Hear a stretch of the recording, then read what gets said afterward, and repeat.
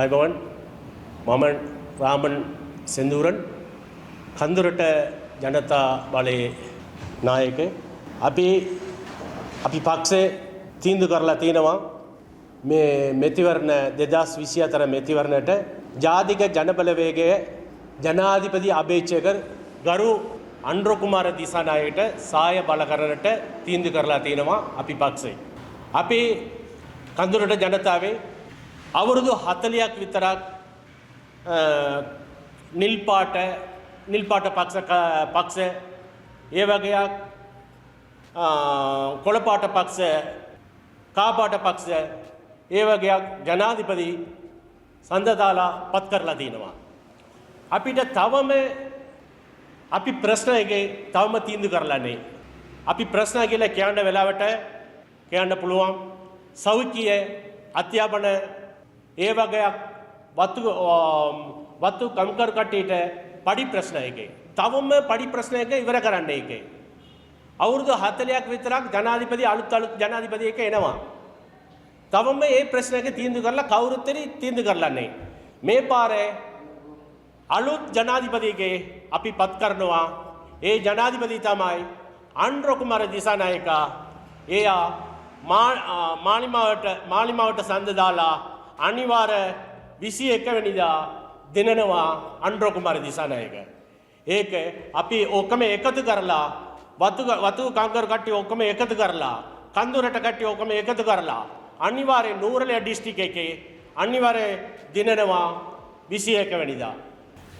வணக்கம், நான் ராமன் செந்தூரன், மலையக மக்கள் சக்தியின் தலைவர். இன்று எதிர்வருகின்ற ஜனாதிபதி தேர்தலை மையப்படுத்தி நாங்கள் எங்களுடைய கட்சி உயர்பீட உறுப்பினர்களும் ஏனைய உறுப்பினர்களோடும் கடந்த 2 வாரங்களாக நாங்கள் கலந்துரையாடினோம்.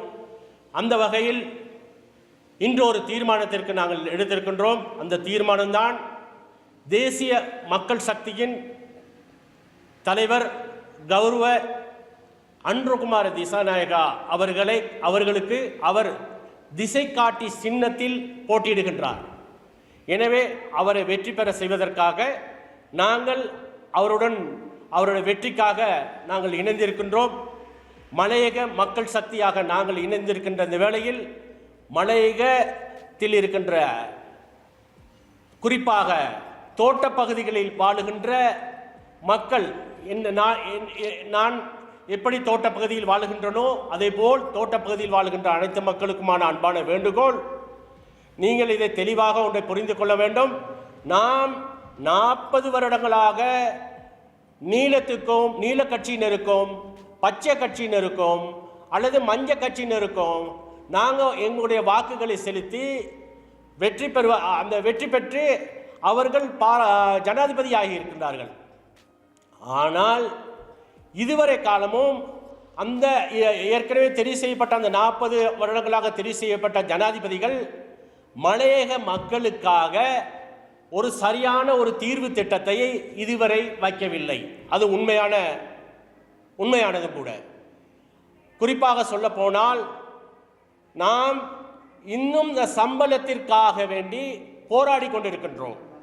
அதாவது கடந்த காலங்களில் நாம் சம்பளத்துக்காக போராடி பல்வேறு பிரச்சனைகள் பட்டிருந்தாலும் இந்த அரசியல்வாதிகள் இந்த 40 வருட காலமாகவும் வருகின்ற ஜனாதிபதிக்கு ஆதரவாக செயல்படுவதனால் அவர்கள் சுகபோகங்களே அவர்களுக்கு தான் கிடைக்கின்றது. அதாவது ஒரு டீல் பேசி இந்த டீல்னு சொல்லும்போது அமைச்சு பதவிகளும் அவர்களுக்கு தேவையான உறவினர்களுக்கு தேவையான பதவிகளும் அரசாங்கத்திலிருந்து பெற்று அவர்கள் கோடீஸ்வரராகவும் அல்லது சொத்து சுகங்கள் கூடுதலாகவும் வைத்துக்கொண்டு அவர்கள் நிம்மதியாக வாழ்ந்து கொண்டிருக்கின்றார்கள். சுக அனுபவங்கள் அனுபவித்துக் கொண்டிருக்கின்றார்கள்.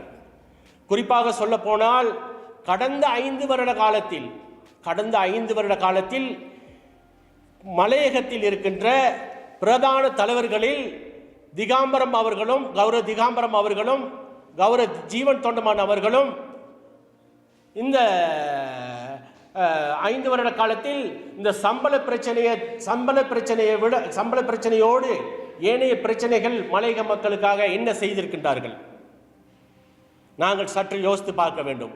அந்த வகையில் அந்த சம்பள பிரச்சனையில் ஒருவர், அதாவது இவர் இப்பொழுது திகாம்பரம் அவர்கள், கௌரவ திகாம்பரம் அவர்கள் சொல்லுகிறார், சஜித் பிரேமதாச ஜனாதிபதி ஆகினால் அனைத்து பிரச்சனையும் நாங்கள் தீர்த்து வைக்கின்றோம், அதாவது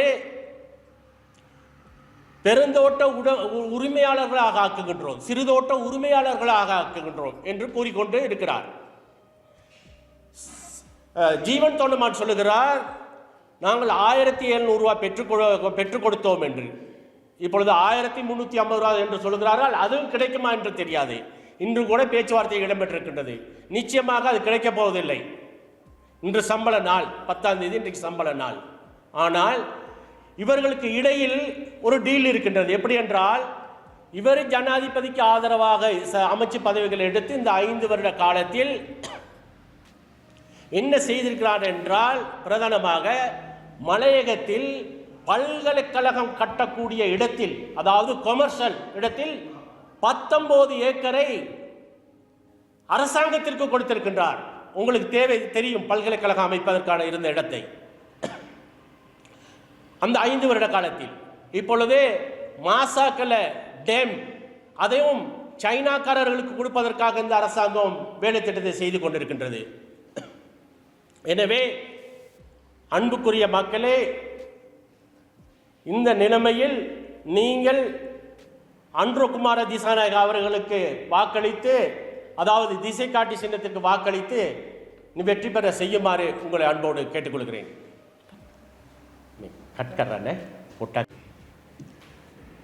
உதாரணமாக சிறுதோட்ட உரிமையாளர்கள் என்று ஆக்கும்போது, சிறுதோட்ட உரிமையாளர்களாக ஒரு நாளும் திகாம்பரத்தினால், கௌரவ திகாம்பரத்தினால் ஆக்க முடியாது. ஏனென்றால் அது 99 வருடங்களுக்கு குத்தகைக்கு கொடுக்கப்பட்டிருக்கின்றது கம்பெனிகளுக்கு.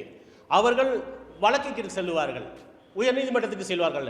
குறிப்பிட்ட 1350 ரூபா 1700 ரூபாய்க்கு அவர் வழக்குக்கு சென்றவர்கள் சிறுந்தோட்ட உரிமையாளர்கள் ஆக்கும்போது வழக்குக்கு செல்ல மாட்டார்களா? இது ஒரு போலி. அது அப்படி செய்யறதுக்கான வாய்ப்பு கிடைக்காது.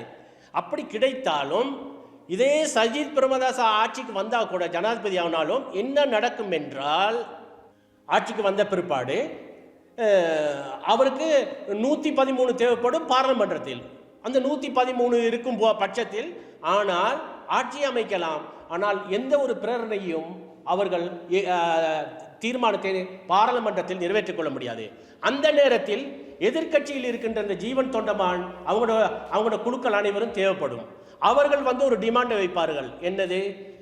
இங்கு அபிவிருத்தி வேலை திட்டங்கள் செய்தால் நாங்கள் எங்களை இணைத்துக் கொள்ள வேண்டும். ஆகவே இந்த சிறுந்தோட்ட உரிமையாளர்களை நீங்கள் ஆக்கக்கூடாது. ஏன்னா இவர்கள் ஆக்கிவிட்டால் அவர்களுக்கு பிரச்சனை. இவர்கள் சம்பளத்தை 1700 ரூபாய் பெற்றுக் கொடுத்து விட்டால் இவர்களுக்கு பிரச்சனை. இவர்களுடைய பிரச்சனையை தீர்க்கவே முடியாது. ஒரு நாளும் தீர்க்க முடியாது. மலையகத்தில் இருக்கின்ற தோட்ட பகுதியில் இருக்கின்ற தோட்ட தொழிலாளர்கள் நீங்கள் சற்று யோசித்து நீங்கள் ஒரு முடிவுக்கு வர வேண்டும். கூடுதலான வாக்குகளை செலுத்தக்கூடாது எந்த ஒரு அரசியல்வாதிகள் சொல்லுகிறார்கள் என்று, குறிப்பாக கௌரவ திகாம்பரமும் கௌரவ ஜீவன் தொண்டமானும் சொல்லுகிறார் என்று அந்த கட்சியினருக்கு கூடுதலான வாக்குகளை செலுத்தக்கூடாது. ஒரு மட்டத்தில் நீங்கள் வைத்துக் கொள்ள வேண்டும்.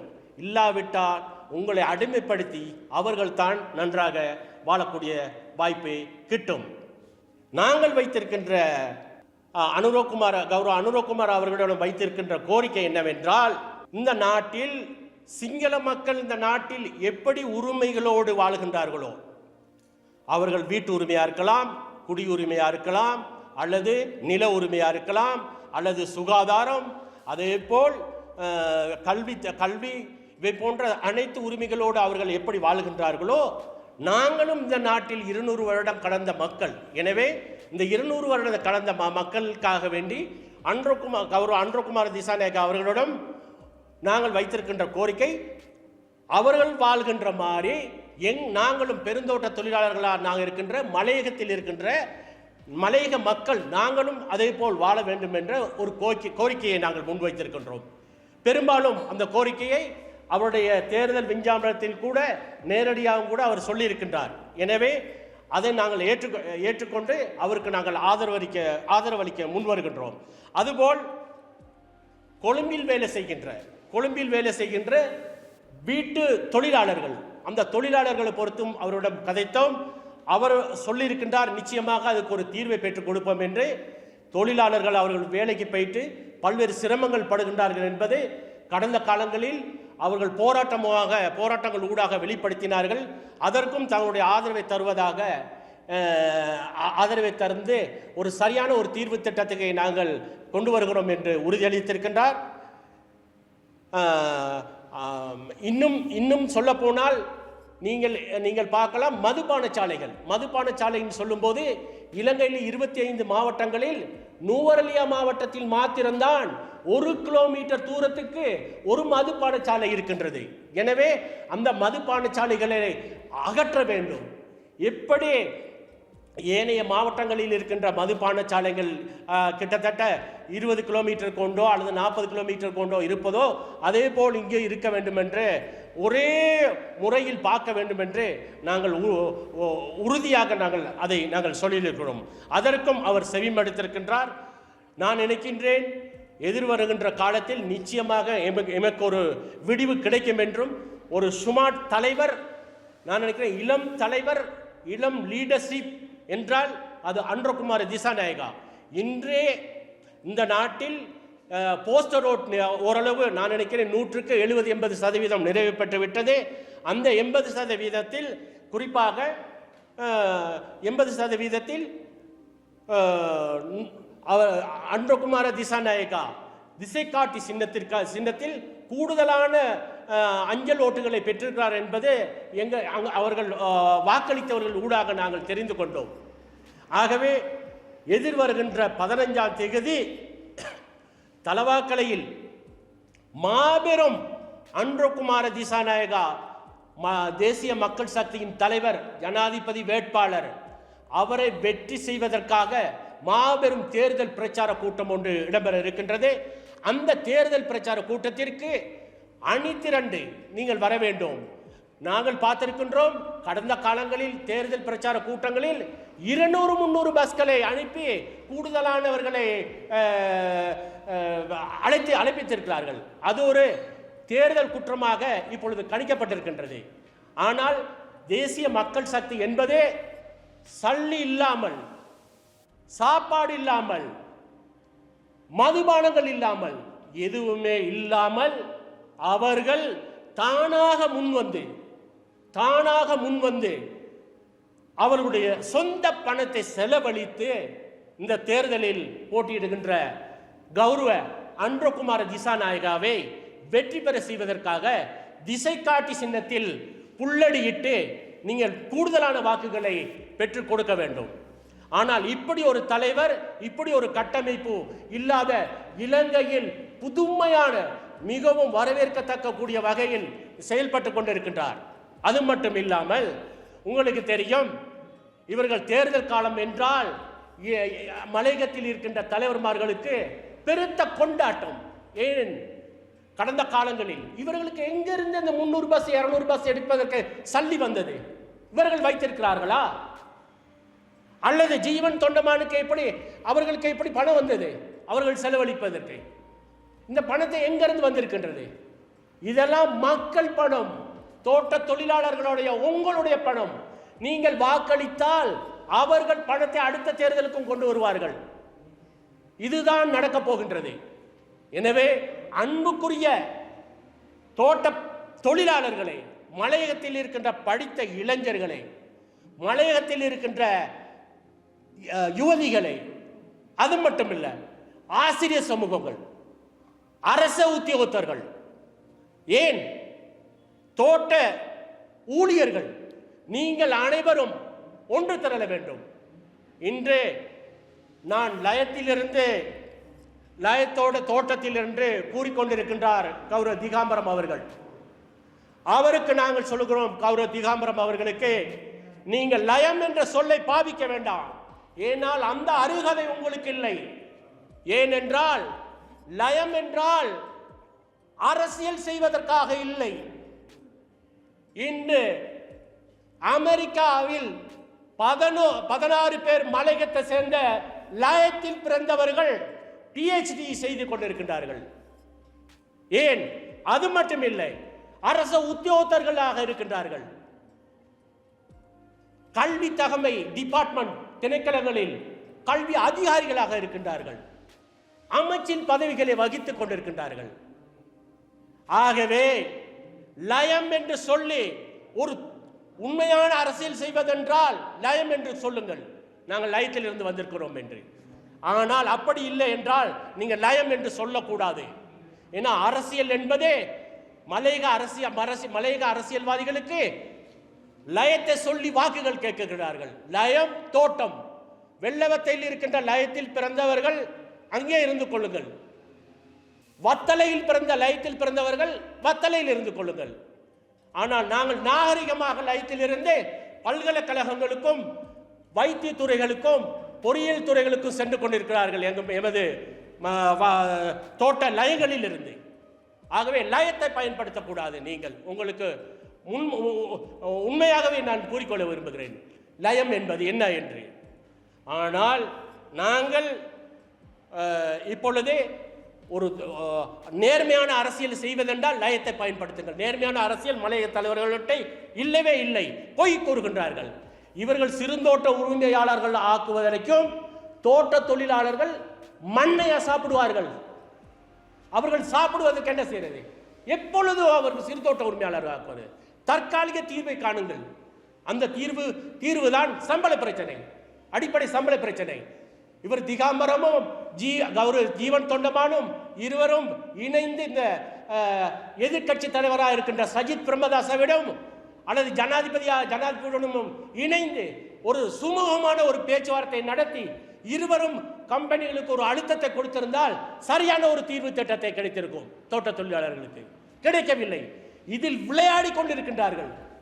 எனவே நீங்கள் விளையாடுவதே எதிர்வருகின்ற 21ஆம் தேதி நூரலியா மாவட்டத்தில் கிடைக்க போற வாக்குகளை வைத்து நீங்கள் பேரம் பேசலாம். அடுத்தவர்கள் இந்த பேரம் பேசக்கூடிய தன்மை தேசிய மக்கள் சக்தி தலைவர் அனுரகுமாரிடம் இல்லை என்பதை உறுதியாக கூறிக்கொண்டு இந்த சந்தர்ப்பத்தில் இருந்து நன்றி கூறி விடைபெறுகிறேன். வணக்கம்.